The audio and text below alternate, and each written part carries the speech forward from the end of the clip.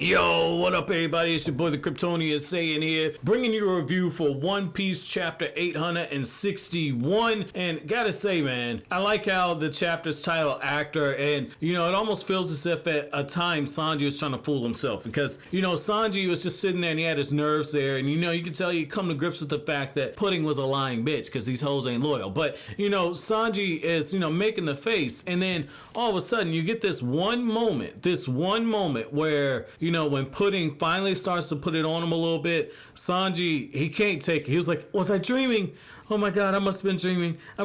This ain't true. And he's like, no. Snap out of it. She's gonna kill you, you big idiot. And then when Pudding says, well, don't kiss me on the head, kiss me on the lips, my dude gets a nosebleed.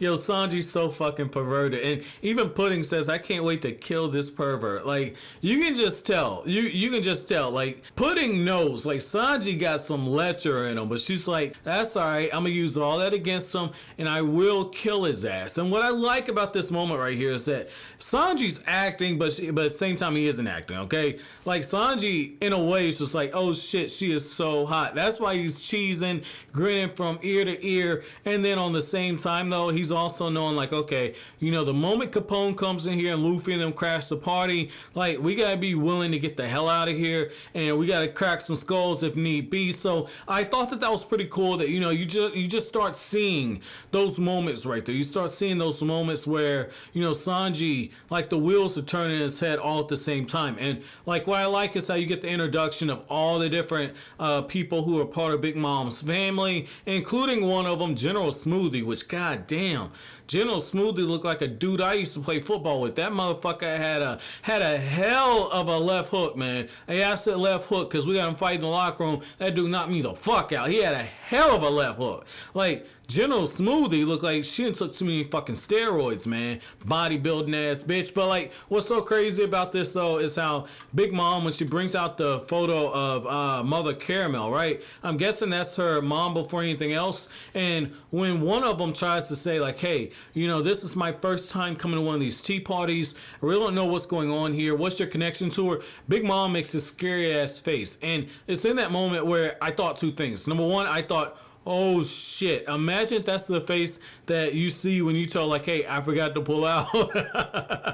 But the second thing was like, okay, now I'm starting to see why she's somebody that's one of the four emperors, because she's making that scary face. And you know, whenever you see that face like that, you know shit's about to get real. So I thought that was cool. But like, the thing is, you know, this also makes me believe that my prediction, like, Nami's gonna be one that beats Big Mom. I don't think that's gonna be a case, because I forgot all about that Tamatebako box, okay? Like that box they got from Fishman Island. If I'm not mistaken, like, that's the box that Neptune had like locked down, and Fishman Island is supposed to unleash like all these great evils or something like that. I think I remember calling it like One Piece's equivalent to Pandora's box on the scale of the type of shit they could do. And Big Mom's like, yeah, you know, I love treasure boxes, and you know, Neptune lost this one. I'm gonna open up in front of everybody. It's just like, oh shit. If Big Mom does this, Fishman Island, that's basically an act of war, and like Luffy is gonna be the one that catches everything. Like at this point, when Capone says there's no turning back, nah fam, it had been no turning back from the moment that Luffy accidentally sent her that box. Like Jesus. Like Jesus, like that's like getting into a marriage with somebody and you don't realize that their credit score is in the 300s. Like, Jesus, Capone don't know what he signed up for here. And same thing with Law. I don't think Law knows what he signed up for either, because if Big Mom isn't defeated, you're going to have Kaido on your ass, and now you're going to have Big Mom on your ass. Like, that is not going to end well if she opens up that box. So it's going to be interesting to see how Oda kind of works around that, or if he even decides to work around it. Now, the other thing I thought was cool is how Capone's people, they're all in their act. Like they got the outfits on, they got everybody in a situation where they're posed to attack, and Capone wants to make sure that the Straw Hats are holding up their end of the bargain. And so after Caesar comes out, Capone goes into his own body and he finds out that the Straw Hats are all asleep, and Jinbe has to tell him, like, look, like, I'll keep an eye on the Straw Hats, I'll wake them up 10 minutes prior, you know, they haven't gotten much rest since they've been on this island,